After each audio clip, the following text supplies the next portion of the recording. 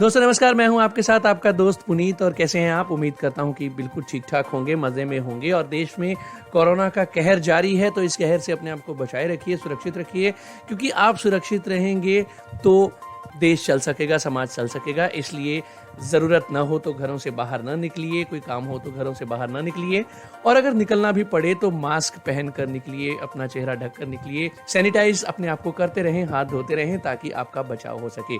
Comedy colours आप सुनते हैं रेडियो उड़ान पर, मेरे यानी पुनीत के साथ। और आज है शुक्रवार और मैं हो चुका हूं एक बार फिर से आपके लिए ये प्रोग्राम लेकर। और आप रेडियो उड़ान को अपना फीडबैक दे सकते हैं हमारी वेबसाइट www.radioudan.com पर, या हमारी mail@radioudan.com या radioudan@gmail.com पर भी आप अपना फीडबैक दे सकते हैं। हमारे यूट्यूब चैनल को सब्सक्राइब कीजिए, जहां से आप रेडियो उड़ान के प्रोग्राम से रिलेटेड लेटेस्ट अपडेट्स हासिल कर सकते हैं और हमारे कम्युनिटी कलर्स जैसे प्राइम शोज को लाइव सुन सकते हैं। हमारा यूट्यूब चैनल www.youtube.com/radio उड़ान, हमारा फेसबुक पेज लाइक कीजिए www.facebook.com/radio उड़ान, और इसके साथ साथ हमारे व्हाट्सएप ग्रुप्स में जुड़कर भी आप अपने फीडबैक दे सकते हैं। बहरहाल आपके फीडबैक्स हमें समय समय पर मिलते भी रहते हैं, और उन्हीं फीडबैक्स और सजेशंस के मुताबिक हम अपने प्रोग्राम्स को और अपने इवेंट्स को तैयार किया करते हैं। हमें बहुत ज़्यादा खुशी होती है जब आप हमें अपने सजेशंस और फीडबैक्स देते हैं। और इसके साथ साथ हम आपको ये भी बता दें कि आप हमारे प्रोग्राम हमारी ऐप्स प्ले स्टोर और ऐप स्टोर दोनों से डाउनलोड करके भी सुन सकते हैं, या जो कंप्यूटर यूज़र हैं उनके लिए प्लेलिस्ट हमारी वेबसाइट www.radioudan.com पर अवेलेबल है, जहां से डायरेक्ट प्ले का बटन प्रेस करके भी आप हमें सुन सकते हैं, या हमारी विनैम्प या VLC मीडिया प्लेयर के लिए डिज़ाइन की गई प्लेलिस्ट से भी आप रेडियो उड़ान के प्रोग्राम्स का लुत्फ़ उठा सकते हैं। तो चलिए अब ज़्यादा बातें न करते हुए शुरू करते हैं प्रोग्राम कम्युनिटी कलर। सबसे पहले सुनते हैं न्यूज़ हेडलाइंस।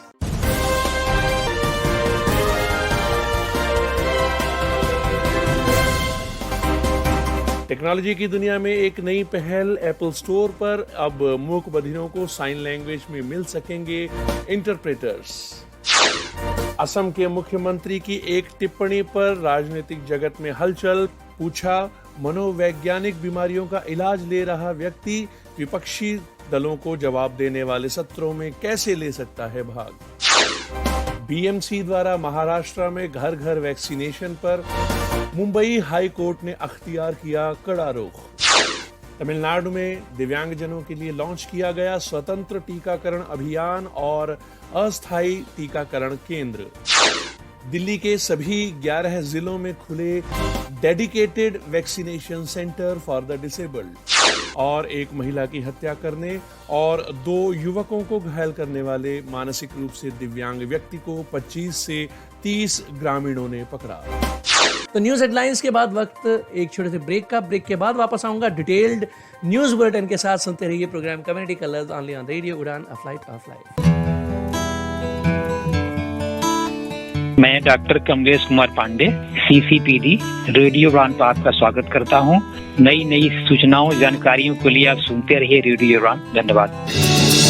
आज ही अपने मोबाइल फोन पर ऐप स्टोर या फिर प्ले स्टोर से डाउनलोड कीजिए रेडियो उड़ान का ऑफिशियल ऐप, या फिर लॉग ऑन कीजिए www.radioudan.com। सुनते रहिए radio Udaan, a flight of life.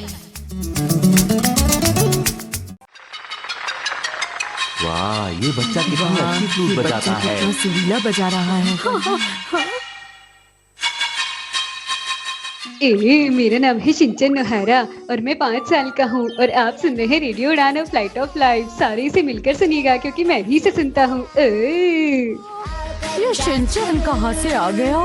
जोर से घूमे हम तुम झूमे, नाचो नाचो और सबको घुमा दो।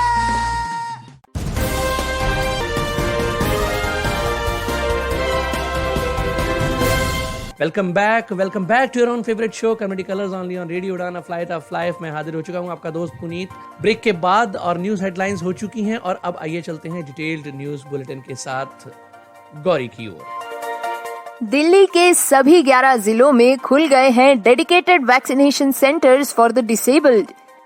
दोस्तों, इस खबर के अनुसार दिल्ली में जिला आयुक्तों को मिले थे दिव्यांग जनों के लिए टीकाकरण केंद्र प्रस्थापित करने के निर्देश। शहर में विकलांग अधिकार कार्यकर्ता टीकाकरण केंद्रों में जाने में दिव्यांग जनों के सामने आने वाली परेशानियां और उससे जुड़े खतरों का मुद्दा लगातार उठा रहे थे, जिसके फलस्वरूप जिला आयुक्तों को state commissioner for the persons disability SCPWD यानी संभागीय आयुक्त राजस्व कार्यालय द्वारा विकलांग व्यक्तियों के लिए विशिष्ट टीकाकरण केंद्र स्थापित करने के निर्देश दिए गए थे।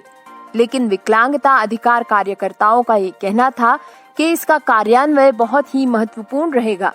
प्राप्त हुए नोटिस में ये कहा गया था कि दिव्यांग जनों के टीकाकरण के हेतु प्रत्येक जिले में कम से कम एक समर्पित अलग थलग केंद्र बनाया जाए, जो कि अब सफल हो चुका है। इस मामले पर university college of medical sciences में पढ़ाने वाले डॉक्टर सत्येंद्र सिंह, जो कि एक डिसेबिलिटी एक्टिविस्ट भी है, इन्होंने कहा था कि दिल्ली में कुछ हिस्से ऐसे हैं जहां अधिक विकलांग लोग रहते हैं, जैसे पूर्वी दिल्ली की लेप्रेसी कॉलोनी या हाफ वे या फिर आशा किरण। वहां केंद्र स्थापित करने से मदद मिलेगी। और अब दिव्यांगजनों के लिए आखिरकार dedicated Covid vaccination centres Delhi के सभी 11 जिलों में प्रस्तापित किए जा चुके हैं, जिस पर खुशी व्यक्त करते हुए श्री सत्येंद्र सिंह ने आशा जताई है कि ये सभी सेंटर्स एक्सेसिबल भी होंगे। दोस्तों, इन सेंटर्स का एड्रेस और अन्य जानकारी कुछ इस प्रकार है। नॉर्थ वेस्ट में DDA community centre near police station, Vijay Vihar, sector 1, Avantika Rohini. North Sarvodaya Kanya Vidyalaya, Adarsh Nagar. ये सेंटर 28 मई से 45 वर्ष के ऊपर के लोगों के लिए खुल जाएगा। North east government boys senior secondary school, Shastri park, Seelampur. West district west department of social welfare, TCPC, Santpura, Tilak Nagar. South west government coed SSS, Dwarka, sector 2। ये सेंटर 28 मई से शुरू होगा। South SKV Chhattarpur near Chhattarpur Mandir. South east school of excellence, site 2, Kalkaji.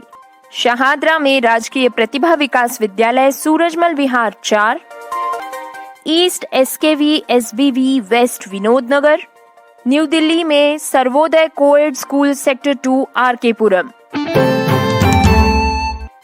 दोस्तों, 19 मई 2021 को माननीय मंत्री SJE और ऑस्ट्रेलिया के उच्चायुक्त और अन्य गणमान्य व्यक्तियों की उपस्थिति में RCI और मेलबर्न विश्वविद्यालय द्वारा संयुक्त रूप से विकसित community based inclusive development course का शुभारंभ किया गया।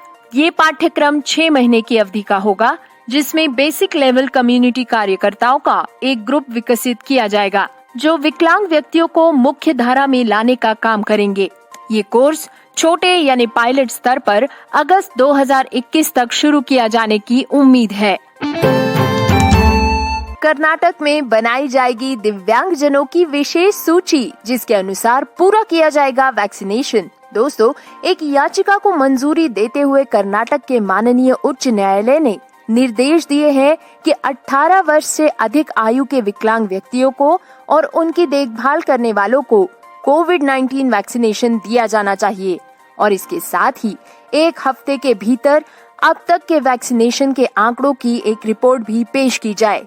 निर्देशानुसार 45 वर्ष से अधिक आयु के पात्र दिव्यांगजनों की एक सूची संबंधित विभाग द्वारा स्वास्थ्य विभाग को सौंपी जाएगी। उपलब्धता के आधार पर स्वास्थ्य विभाग को एक उपयुक्त कार्यक्रम तैयार करना चाहिए, जहां से लाभार्थियों को टीका मिल सकेगा। टीके की उपलब्धता अनुपलब्धता के आधार पर भी एक सूची बनाई जाएगी। टीकाकरण ऐसे स्थान पर किया जाएगा जहां व्हीलचेयर और पानी की तथा शौचालय की सुविधा मौजूद हो। सही पद्धति से टीकाकरण केंद्रों को चिन्हित किया जाएगा। केंद्र पर दिव्यांगजनों को कतार में खड़ा न करते हुए प्राथमिकता दी जाएगी तथा तुरंत टीका लगाया जाएगा।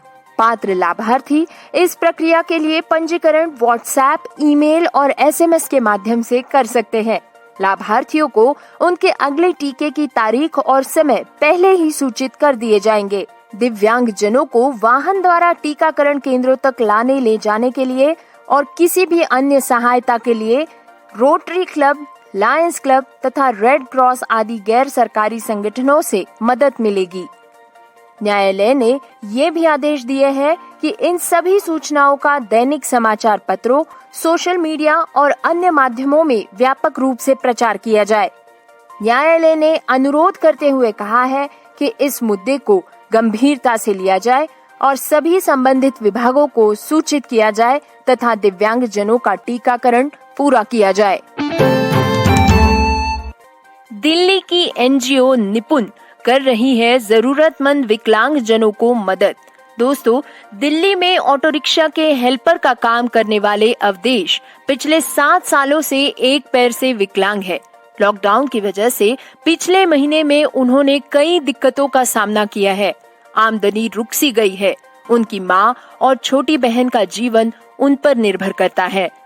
पैंडेमिक और लॉकडाउन की वजह से बदहाली में जीने वाले अवधेश अकेले नहीं है। ऐसे लोगों को दिल्ली की एक गैर सरकारी संस्था निपुण ने मदद का हाथ आगे किया है। निपुण ने मीरा बाग परिसर में रहने वाले 50 जरूरतमंद दिव्यांग जनों को सूखा राशन, सैनिटाइजेशन किट्स और बाकी जरूरत का सामान पहुंचाकर उन्हें राहत की सांस भरने में मदद की है। निपुण के सचिव श्री प्रदीप कुमार ने बताया कि इस कार्य के अगले चरण में वे सरकारी तथा समविचारी गैर सरकारी संस्थाओं के साथ मिलकर एक कम्युनिटी बेस्ड पुनर्वास आयोजित करेंगे, जो केवल दिव्यांगजनों के लिए समर्पित होगा।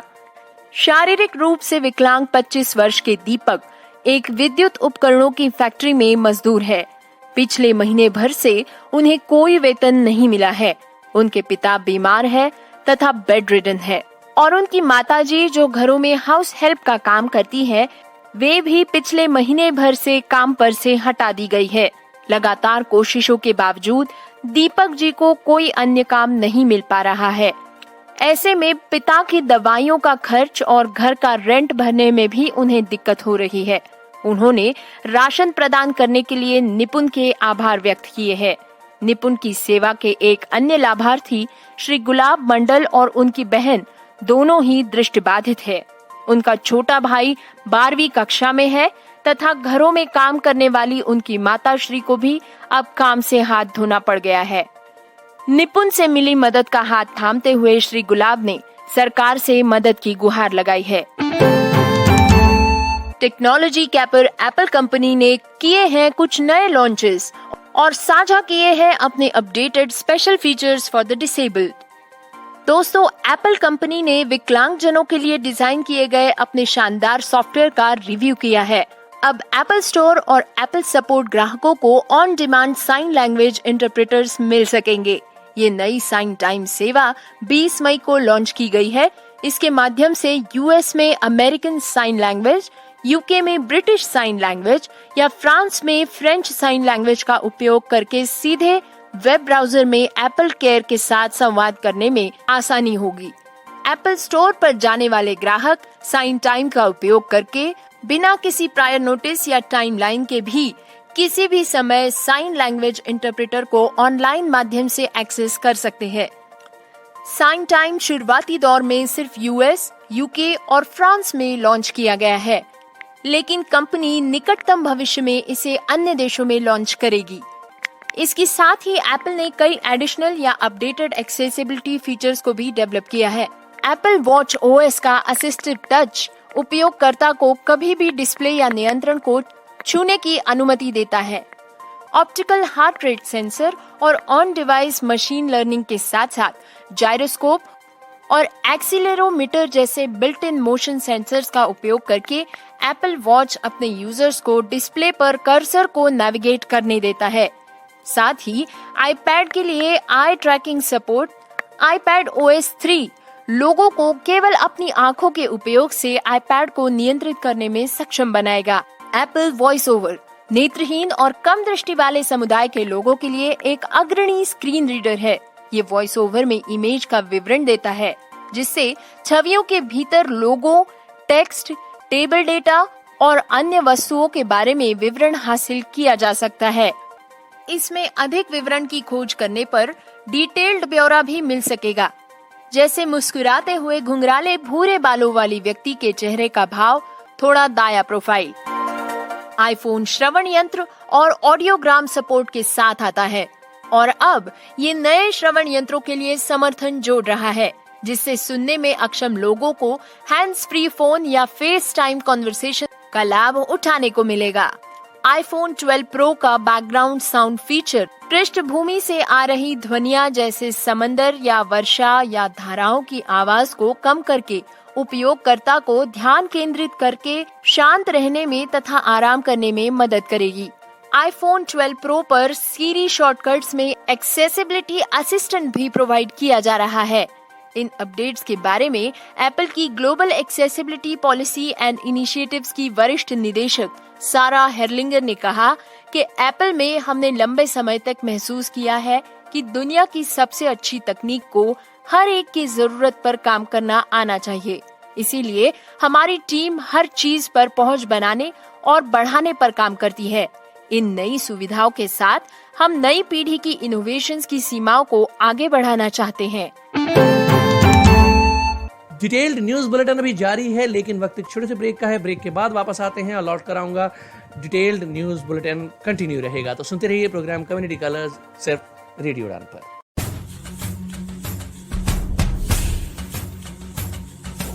मुद्दे जो बात करे हमारे समाज के हित की, जिसकी बहुत लिमिटेड मोबिलिटी है, उसको कोई अब्यूज करे, वो भाग के या दौड़ के खुद के बचाव में जाएगा भी कहाँ। सो इस तरह से कई वजह हो सकती हैं। एक्सपर्ट्स की बातें जो छुए हमारे दिल को।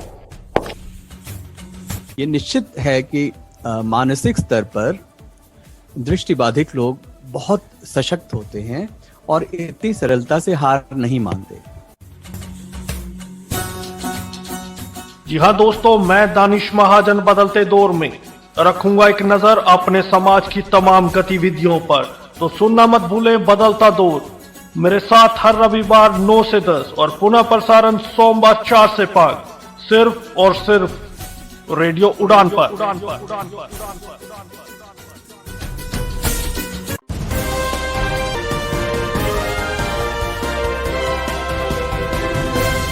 प्रोग्राम में फिर से स्वागत। डिटेल्ड न्यूज बुलेटिन जारी है, सुनते रहिए कम्युनिटी कलर्स प्रोग्राम। आगे बहुत कुछ है।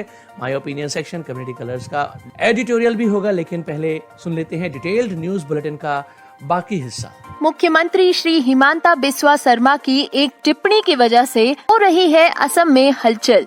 दोस्तों, असम के मुख्यमंत्री श्री हिमांता बिस्वा शर्मा की एक टिप्पणी की वजह से राजनीतिक जगत में काफी आक्रोश फैल रहा है। दरअसल इन्होंने विधानसभा में पूछ लिया कि मनोवैज्ञानिक परेशानियों का इलाज ले रहा एक बीमार व्यक्ति विपक्षी दलों को जवाब देने वाले सत्रों में भाग कैसे ले सकता है।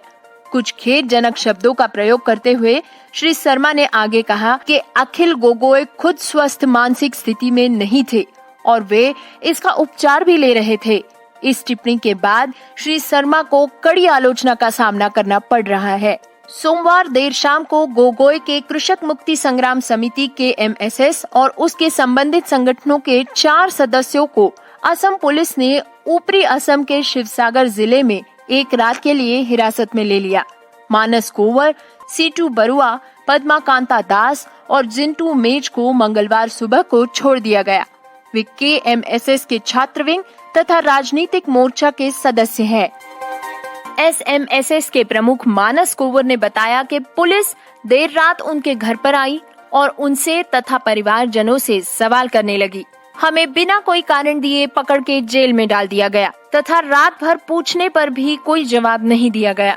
हमें अरेस्ट करने के लिए उनके पास कोई लिखित ऑर्डर्स या वारंट नहीं थे।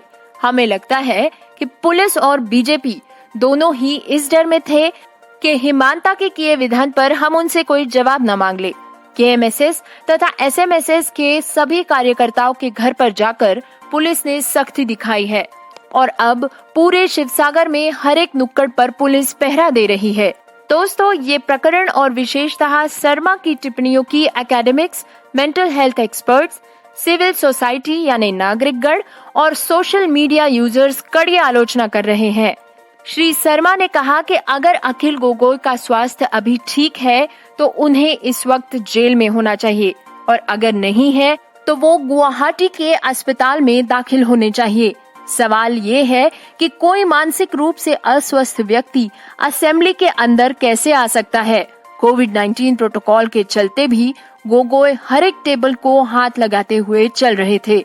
एक बार के लिए तो ऐसा लग रहा था जैसे कोविड को फैलाने के लिए ही वे असेंबली में हाजिर हुए हों। मंगलवार शाम को असम टीवी चैनल DY365 ने गोगोई का इलाज करने वाले डॉक्टरों में से एक का साक्षात्कार लिया, जिन्होंने बताया कि गोगोई का पिछले साल अपने कोविड-19 के निदान के बाद से ही कई बीमारियों के लिए GMCH में इलाज चल रहा है। कई विभाग उनका इलाज कर रहे हैं, जिनमें गैस्ट्रोएंट्रोलॉजी, न्यूरोलॉजी, न्यूरोसर्जरी, मनोरोग, ENT, कार्डियोलॉजी आदि शामिल है।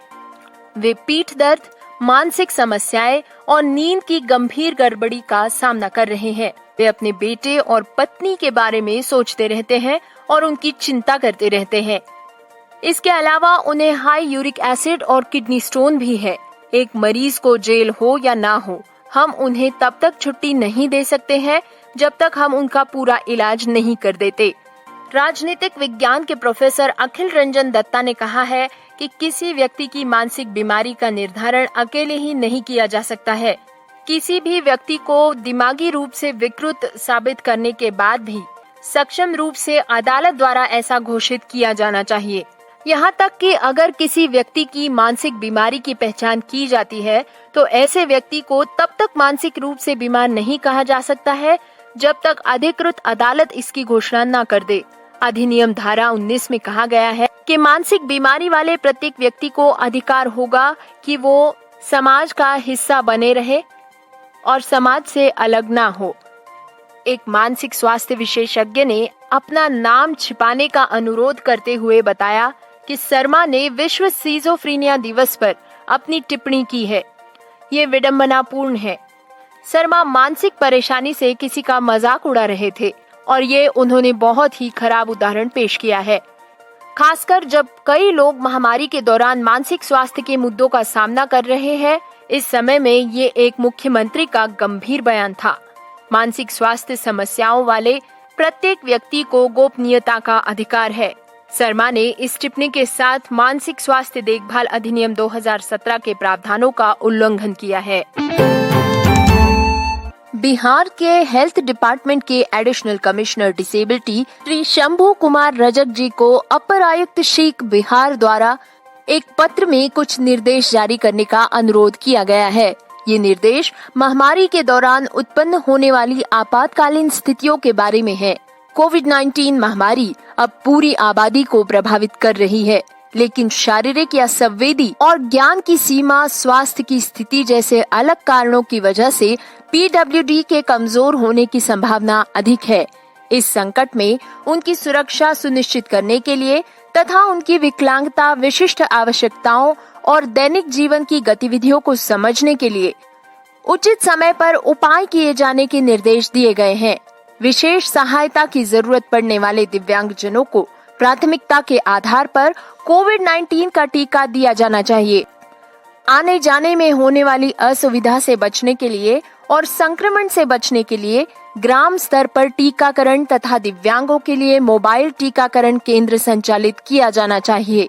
ऑनलाइन टीकाकरण पंजीकरण प्रक्रिया के कारण विकलांग जनों का पंजीकरण नहीं हो पा रहा है, क्योंकि बिहार राज्य के कुछ क्षेत्रों में स्मार्टफोन, इंटरनेट सुविधा और ऑनलाइन सुविधाएं उपलब्ध न होने के कारण समस्याएं उत्पन्न हो रही हैं। इसीलिए दिव्यांग जनों के लिए विशेष ऑफलाइन व्यवस्था टीकाकरण केंद्र पर ही उपलब्ध कराई जाएगी। कई टीकाकरण केंद्रों तक पहुंच न होने के कारण विकलांगों को लंबी कतारों में खड़ा होना पड़ रहा है। विशेष रूप से दृष्टिबाधित व्यक्तियों को टीकाकरण केंद्र पर कई सतहों को छूना पड़ रहा है, जिससे उन्हें संक्रमण का खतरा अधिक होता है। अतः टीकाकरण केंद्र सुलभ होना चाहिए तथा दिव्यांग जनों को प्राथमिकता के साथ साथ टीकाकरण केंद्र पर एक निःशक्त सहायक की उपलब्धता भी होनी चाहिए। विभिन्न कारणों जैसे शारीरिक, संवेदी और स्वास्थ्य की स्थिति की वजह से कोविड की चपेट में आने की प्रबल संभावना को देखते हुए विकलांग जनों को प्राथमिकता के आधार पर टीकाकरण कराने के निर्देश देने के लिए भी अनुरोध किया गया है। हाईकोर्ट ने टीकाकरण अभियानों को लेकर बीएमसी, महाराष्ट्र सरकार तथा केंद्र सरकार की क्लास ले ली। दोस्तों, मुंबई नगर निगम बीएमसी ने हाईकोर्ट को बताया कि वे मुंबई के घर घर टीकाकरण अभियान को चलाने में असमर्थ है।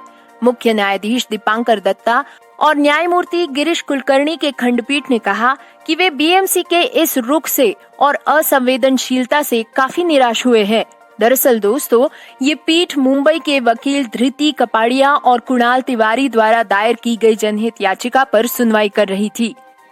इस केस में केंद्र, महाराष्ट्र सरकार तथा बीएमसी से निर्देश देने की मांग की गई थी कि वे 75 वर्ष से अधिक आयु के लोगों को घर घर टीकाकरण की सुविधा प्रदान करे। इस पर केंद्र सरकार की ओर से लड़ रहे अतिरिक्त सॉलिसिटर जनरल अनिल सिंह ने बताया कि केंद्र टीकाकरण के लिए उन्नत योजना के बारे में राज्यों द्वारा जारी किए दिशा निर्देशों का साथ देगा, जिस पर हाईकोर्ट ने कहा कि ये तो उनके लिए है जो टीकाकरण केंद्र तक पहुंच सकते हैं, लेकिन जो ऐसा नहीं कर सकते हैं उनका क्या। इसके जवाब में श्री सिंह ने बताया कि एक खुराक के बाद भी कोई भी प्रतिकूल प्रभाव नहीं है। अभी ये बात सुनिश्चित नहीं हुई है, इसीलिए घर घर टीकाकरण पर विचार नहीं किया जा सकता है। अदालत ने कहा कि क्या ऐसा कोई डेटा जमा किया जा रहा है? क्या इस आधार पर बुजुर्गों और विकलांगों को कोविड से मरने के लिए छोड़ा जा सकता है? इस संदर्भ में पुनर्विचार करने के लिए केंद्र ने कुछ अधिक समय की मांग की है। इस पर अदालत ने केंद्र, महाराष्ट्र सरकार तथा बीएमसी को 1 जून तक मिलने और निर्णय देने को कहा है। इसमें समाज के किसी भी वर्ग को उपेक्षित न रखते हुए सभी नागरिकों का टीकाकरण करते हुए बुजुर्गों और विकलांगों के घर पर ही टीकाकरण के पक्ष में निर्णय लेने की संभावना पर विचार करने को कहा गया है। हाईकोर्ट ने ये भी कहा कि इस तरह की नीति को राज्यों द्वारा इस अदालत के आदेशों की प्रतीक्षा किए बिना ही कार्यान्वयन के लिए परिचालित किया जा सकता है। अदालत मामले की अगली सुनवाई 2 जून को करेगी। तमिलनाडु में दिव्यांगजनों के लिए लॉन्च किया गया है स्वतंत्र टीकाकरण अभियान और एक अस्थायी टीकाकरण केंद्र भी। दोस्तों, मुख्यमंत्री श्री एम.के. स्टालिन ने शनिवार को चेन्नई में दिव्यांगजनों के लिए कोविड-19 टीकाकरण कार्यक्रम शुरू कर दिया है, जिसमें पहले ही दिन टीटी रोड पर एक मैरिज हॉल में 26 दिव्यांगजनों को टीका लगाया गया। तमिलनाडु राज्य सरकार के एक प्रेस विज्ञापन में कहा गया है कि ग्रेटर चेन्नई कॉरपोरेशन द्वारा संचालित टीकाकरण केंद्रों में विकलांग व्यक्तियों के लाभ हेतु ये व्यवस्था की गई है और दिव्यांगजनों को अब लाइन में प्रतीक्षा करने की जरूरत नहीं पड़ेगी। अपना नाम दर्ज कराने के लिए दिव्यांगजन 2 नंबर्स डायल कर सकते हैं। पहला 180042501111 यानी कि 180042501111 और दूसरा 9700799993 यानी 9700799993 पर। इन नंबर्स पर विकलांगजन टीकाकरण के लिए अपना रजिस्ट्रेशन कराए तथा टीकाकरण के निश्चित समय और स्थान की जानकारी प्राप्त करे। जो दिव्यांगजन अपना घर नहीं छोड़ सकते हैं, उन्हें घर पर ही टीकाकरण की व्यवस्था की गई है। वे लोग इन नंबर्स पर अपना नाम दर्ज करा सकते हैं, जिसके बाद एक चिकित्सा अधिकारी और एक नर्स उनके स्थान पर आकर स्थिति का अध्ययन करेंगे और फिर घर पर ही वैक्सीनेशन किया जाएगा। दोस्तों, इसी के साथ मुख्यमंत्री श्री एम.के. स्टालिन ने चेन्नई के रोयापेटा में वेस्ले हायर सेकेंडरी स्कूल में एक अस्थायी कोविड-19 उपचार केंद्र का भी उद्घाटन किया है। इस केंद्र में ऑक्सीजन की सुविधा के साथ साथ 136 बेड्स लगाए गए हैं। इस वातानुकूलित केंद्र का प्रबंधन रोयापट्टा के सरकारी अस्पताल द्वारा किया जाएगा। दोस्तों, इसी के साथ मुख्यमंत्री श्री एम.के. स्टालिन ने चेन्नई के रोयापेट्टा में वेस्ले हायर सेकेंडरी स्कूल में एक अस्थायी कोविड-19 उपचार केंद्र का भी उद्घाटन किया है। इस केंद्र में ऑक्सीजन की सुविधा के साथ साथ 136 बेड्स लगाए गए हैं। इस वातानुकूलित केंद्र का प्रबंधन रोयापट्टा के सरकारी अस्पताल द्वारा किया जाएगा। चिकित्सा मंत्री श्री मा सुब्रमण्यम ने बताया कि इस केंद्र के हर एक पेशेंट के लिए एक पंखा और एक शौचालय की व्यवस्था भी की गई है। डीओ इंस्टीट्यूट ऑफ फॉरेन लैंग्वेजेस का उद्देश्य भारत में दृष्टिबाधित लोगों को एक्सेसिबल व फ्री एजुकेशन प्रदान कराना है। इस इंस्टीट्यूशन द्वारा चलाए जा रहे इंग्लिश कोर्सेज का उद्देश्य दृष्टिबाधित व्यक्तियों को फ्लुएंटली अंग्रेजी बोलना जैसे विषयों में प्रवीण करना है। इस बार इंग्लिश कोर्सेज की शुरुआत जुलाई महीने में की जाएगी। फीस मंथली 1000 पर मंथ, अगर आप एडवांस पे करते हैं तो 2500। ज्यादा जानकारी के लिए आप व्हाट्सएप नंबर पर कॉल कर सकते हैं, नंबर 9560620573। छत्तीसगढ़ में एक नया मामला सामने आया है, जहां शारीरिक रूप से दिव्यांग व्यक्तियों की कोरोना जांच के लिए ड्यूटी लगाई जा रही है। नई दुनिया में छपी एक खबर को माने कि छत्तीसगढ़ में तानाखार संकुल क्षेत्र के सध्वाराम शिक्षक, जो कि 60% दिव्यांग हैं, उनके साथ अन्य बुजुर्गों, गंभीर रूप से बीमारों व दिव्यांग शिक्षकों की भी कोरोना जांच के लिए ड्यूटी लगाई जा रही है। सध्वाराम तानाखार क्षेत्र के दिव्यांग शिक्षक हैं, जिनकी भी इस संदर्भ में ड्यूटी लगाई गई थी। जब उन्होंने अपनी 60% दिव्यांगता का हवाला देते हुए अपनी ड्यूटी को निरस्त करने की बात कही थी, तो उनके आवेदन को ठुकरा दिया गया था। एक सर्वे के दौरान कोरोना जांच में वे संक्रमित पाए गए और इलाज के दौरान उनकी मौत हो गई। ये मामला छत्तीसगढ़ में आजकल बहुत गरमाया है। छत्तीसगढ़ के कोरबा जिले के संयुक्त शिक्षक संघ के मीडिया प्रभारी श्री मुकुंद ने जिला कलेक्टर को इस संदर्भ में पत्र लिखकर एक ज्ञापन सौंपा है। उन्हें कहा गया है कि 1 माह के भीतर उनके परिवार के किसी व्यक्ति को अनुकंपा स्वरूप पद नियुक्ति व सहायता राशि प्रदान की जानी चाहिए।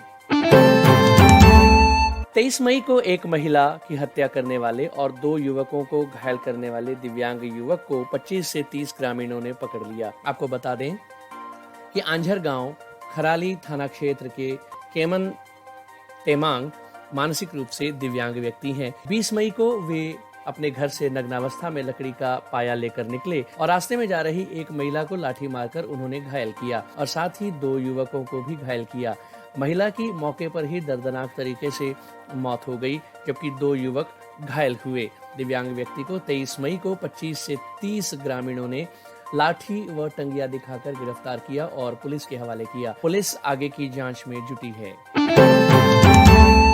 तो डिटेल न्यूज बुलेटिन में आपने अब तक की जो इस वीक की खास खबरें सुनी और उम्मीद करते हैं कि आपको नई अपडेट जरूर मिली होंगी। और हम हमेशा कहते हैं कि आप भी अगर कोई अपडेट हम तक पहुंचाना चाहते हैं तो mail@radioudan.com या radioudan@gmail.com पर भी आप हमें न्यूज़ भेज सकते हैं और हमारी कोशिश होगी कि उस न्यूज़ को वेरीफाई करके इस प्रोग्राम में हम शामिल करें। तो बहरहाल डिटेल न्यूज़ बुलेटिन के बाद वक्त एक ब्रेक के बाद वापस आएंगे। ब्रेक के उस पार होगा सेक्शन आर ओपिनियन या हमारी राय दानिश महाजन के साथ। तो सुनते रहिए program community colours only on radio Udaan, a flight of life.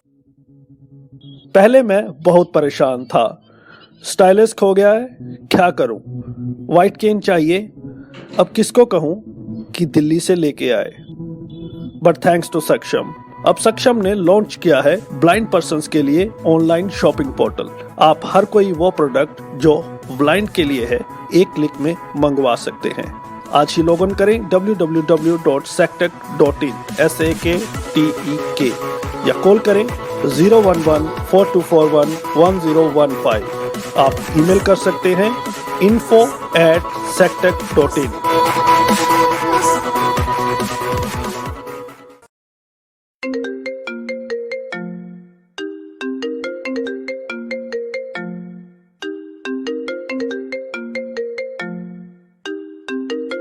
Hi, hello, WhatsApp. क्या चल रहा? लॉकडाउन में ना कहीं जा पा रहे हैं, ना कहीं से कुछ सीख पा रहे हैं। ऑनलाइन और ऑफलाइन कोई अपॉर्चुनिटी नहीं है। ऑनलाइन तो है, ऑनलाइन समर कैंप भी तो है। Oh really? Summer camp? बिल्कुल, स्मार्ट स्टेप और स्मार्ट म्यूजिक एकेडमी की तरफ से ऑनलाइन समर कैंप कंडक्ट किया जा रहा है। तो क्या ये समर कैंप सबके लिए होगा? बिल्कुल, ये सबके लिए है। कोई भी एज ग्रुप इसमें पार्टिसिपेट कर सकता है। और योगा, एरोबिक्स, म्यूज़िक ये सब तो है ही, साथ में लर्निंग भी है, मैथ्स एंड रीजनिंग की क्लासेस भी हैं। तो इसमें मुझे कैसे रजिस्ट्रेशन करवानी होगी और ये कब से स्टार्ट होगा? ये 1 जून से स्टार्ट हो रहा है और इसकी रजिस्ट्रेशन के लिए सिंपली एक व्हाट्सएप मैसेज भेजना है तुम्हें। नंबर है 7988268080, दैट इज़ 7988268080। वाह, तो मैं अभी रजिस्ट्रेशन करवाती हूँ इसकी।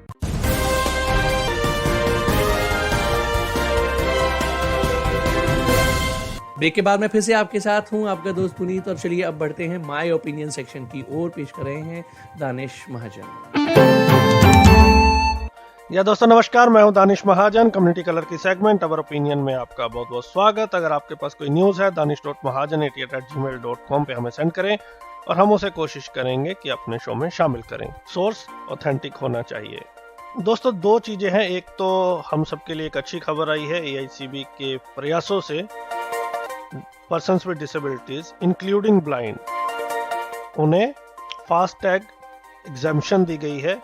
अगर किसी भी विजुअली इम्पेयर्ड के नाम पर गाड़ी है, उन्होंने गाड़ी खरीदी है और वो फास्टैग एग्जम्पशन ले सकते हैं, जो उनकी वेबसाइट है NHAI की, तो वहाँ पे जाके उन्होंने अपडेट कर दिया। इससे पहले लोगों में काफ़ी मिथ थी, ये माना जाता था कि जो स्पेशली डिज़ाइंड व्हीकल्स होते हैं पर्टिकुलरली फॉर ऑर्थोपेडिक, तो उन्हीं को ही एग्जम्पशन मिलता है। लेकिन लेटर ऑन जो 7 जनवरी 2021 को स्टेटमेंट आई थी मिनिस्ट्री ऑफ रोड ट्रांसपोर्ट और हाईवे की, तो उन्होंने कहा था कि ये सबके लिए है। तो AICB ने फिर इसको लेकर प्रयास किए और फाइनली एक RTI डालेगी, उसमें उन्होंने कहा, और अब उनकी वेबसाइट पे भी अपडेट कर दिया गया है। तो अगर आप ओनर हैं गाड़ी के, तो आप भारत में सभी टोल प्लाजा पर एग्जम्प्टेड रहेंगे, आपको किसी तरह का कोई पैसा नहीं देना पड़ेगा, टोल फी नहीं देनी पड़ेगी। दूसरी खबर जो है, काफ़ी लोगों ने मुझे फ़ोन किया, हमारे एक्टिविस्ट ने, उन्होंने कहा कि आप इस पे बात करें। दोस्तों जो भी आप सभी को मालूम है कि जो पर्सन्स विद डिसेबिलिटीज़ हैं, उनके लिए या उनकी किसी बात को मनवाने में कितनी मेहनत लगती है। पहले आपको ब्यूरोक्रेसी के पास पहुंचना पड़ता है, फिर आपको गवर्नमेंट से बात करनी पड़ती है, वो ना सुने, फिर जुडिशरी में जाना पड़ता है, कई तरह के कैंपेन करने पड़ते हैं। उनमें से एक था वैक्सीनेशन सेंटर्स फॉर PWD की अलग अलग स्टेट में PWD के लिए सेंटर हो, या फिर आप डोर स्टेप फैसिलिटी दे सीनियर सिटीजन या पर्सन्स विद डिसेबिलिटी को। कई स्टेट में इसको फॉलो भी किया गया, तमिलनाडु, दिल्ली में सेपरेट वैक्सीनेशन सेंटर बनाए गए हैं। लेकिन प्रॉब्लम ये है कि खबरें ये आ रही हैं कि बहुत सारे जो डिसेबल्ड हैं वो वैक्सीन लगवाना नहीं चाहते, वैक्सीन हेजिटेंसी है उनमें। अब यूं तो ये हर किसी का अपना इंडिविजुअल प्रेरोगेटिव है, इस पे मैं कुछ नहीं कह सकता, लेकिन अगर हम फैक्ट्स के बात करें तो अभी तक ऐसा कोई प्रमाण या कोई ऑफिशियल डेटा नहीं है जिसमें ये कहा गया कि ये वैक्सीनेशन आपको हार्म करेगी। पूरे वर्ल्ड में लगाया जा रहा है, हर कंट्री में वैक्सीनेशन हो रही है, तो मुझे लगता है पूरे वर्ल्ड में हो रही है, तो हमें जद्दोजहद कर रहे हैं, लड़ाई चल रही है कि पहले हमें वैक्सीन सेंड करो, हमें वैक्सीन सेंड करो, इंपोर्ट नहीं हो रही, स्टॉक नहीं है। और जितने भी ऑफिशियल WHO की रिपोर्ट है, तो उसमें सब में बताया गया कि वैक्सीनेशन बहुत इंपॉर्टेंट है और कोविड को मात देने का ये इकलौता जरिया है। बहुत सारे जो लोग हैं वो व्हाट्सएप यूनिवर्सिटी के मैसेजेस या जिन लोगों का कुछ एजेंडा होता है उनके पीछे आके वैक्सीनेशन नहीं करवा रहे, खास तौर पे दिल्ली जैसी जगह में जहां इतना प्रकोप हुआ है और हम सब ने देखा, हम सब ने अपने नियर डियर वन खोए हैं। तो आपकी जो हेजिटेंसी है, जो कोविड के खिलाफ फाइट है, उसे तो खराब करेगी, लेकिन जो एक्टिविस्ट आपके लिए काम करते हैं उनके लिए ये बड़ी दिक्कत हो जाती है। कल को गवर्नमेंट ये कहेगी कि भाई आपने दिल्ली की हर डिस्ट्रिक्ट में सेंटर खुलाया और आप लोग तो आ नहीं रहे, तो पहले आप अपने लोगों से बात करें कि उनको चाहिए भी ये फैसिलिटी या नहीं चाहिए। आप इतनी एनर्जी हमारी लगवाते हो, आप you were fighting day and night, और अब आपके लोग आ नहीं रहे, which is not a very good thing, which is not a good thing at all. Vaccine सुरक्षित है, आप ऐसा ना करके अपने घर वालों को भी डेंजर में डाल रहे हैं, आप खुद को तो डाल ही रहे हैं। कोविड ऐसी चीज नहीं है कि अभी दूसरी लहर आई, उसके बाद टोटली खत्म हो जाएगा, it will remain, forget about तीसरी लहर। अब ये नॉर्मल फ्लू की तरह इट विल एग्जिस्ट, ये कहीं जाने वाला नहीं है, वन वे दी अदर। हम एक बार तो मुझे लगता है कि हम लोग को होगा ही होगा, किसी ने छोटा ये सिम्टोमेटिक हो जहाँ हो। तो आपसे हाथ जोड़ के निवेदन है कि आप भ्रम ना फैलाएं। ऑफिशियल न्यूज़ की जो गवर्नमेंट की जो है न्यूज़, जो WHO की, उसके हिसाब से फॉलो करें, सोशल मीडिया के हिसाब से इसको ना फॉलो करें। देखिए, जिन सरकारों ने पहले भ्रम फैलाना शुरू किया था, आज वो सारे लड़ रहे हैं कि पहले हमें दो, पहले हमें दो, और वो तो लगवा लेंगे, और उन सभी ने लगवा भी लिया है। तो आप इस बात को समझिए कि वैक्सीनेशन अगर आप नहीं करवाते हैं तो ये आपके लिए तो डेंजरस है ही है, लेकिन ये आपके आसपास के लोगों के लिए बहुत डेंजरस हो सकती है, आपके घर वालों के लिए। देखिए, हम लोग कई बार अपना नहीं सोचते, अपने से ज़्यादा हमें अपनी फैमिली प्यारी होती है। तो अगर अपने लिए नहीं सोचना तो कम से कम हम अपनी फैमिली के लिए सोचें। और बहुत सारे जो हमारी टीम में भी लोगों ने वैक्सीन लगवाई है, ये बात सही है कि जिस दिन वैक्सीन कोविशील्ड खास तौर पे लगाई है कुछ टीम मेंबर ने हमारे, तो उनको रात को बहुत बुखार हुआ है, लेकिन एक दिन बाद उनका बुखार चला गया और बिल्कुल वो नॉर्मल थे। तो 1-2 दिन में बिल्कुल ठीक हो जाता है। कोई भी चीज़ है अपना, जब आपको एंटीबॉडीज़ के खिलाफ, आपको कोरोना के खिलाफ लड़ना है, तो आपकी बॉडी को प्रिपेयर करना, उसका वो उस तरीके से बॉडी में चेंजेस तो आएंगे। तो फीवर होता है तो वो बता ही रखा है सरकार ने कि होगा, PCM लीजिए। तो इस तरह से हम अपने मूवमेंट को वीक कर रहे हैं। उम्मीद है कि आप लोग इस बात को समझेंगे और वैक्सीनेशन के लिए आगे आएंगे। धन्यवाद। उम्मीद करेंगे कि आपको ये सेगमेंट पसंद ज़रूर आया होगा और आप अपना फीडबैक इस सेक्शन और पूरे प्रोग्राम के मुताल्लिक हमें ज़रूर देंगे। और फीडबैक देने के जो तरीके हम पहले प्रोग्राम की शुरुआत में बता चुके हैं, तो आप किसी भी तरीके से अपना फीडबैक हमें भेज सकते हैं। प्रोग्राम के अब अंजाम का वक्त हो रहा है। आखिर में प्रोग्राम के जानते हैं न्यूज़ हेडलाइंस एक बार फिर।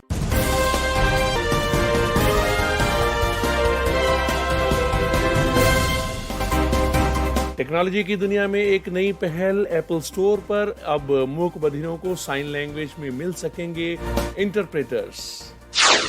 असम के मुख्यमंत्री की एक टिप्पणी पर राजनीतिक जगत में हलचल, पूछा मनोवैज्ञानिक बीमारियों का इलाज ले रहा व्यक्ति विपक्षी दलों को जवाब देने वाले सत्रों में कैसे ले सकता है भाग।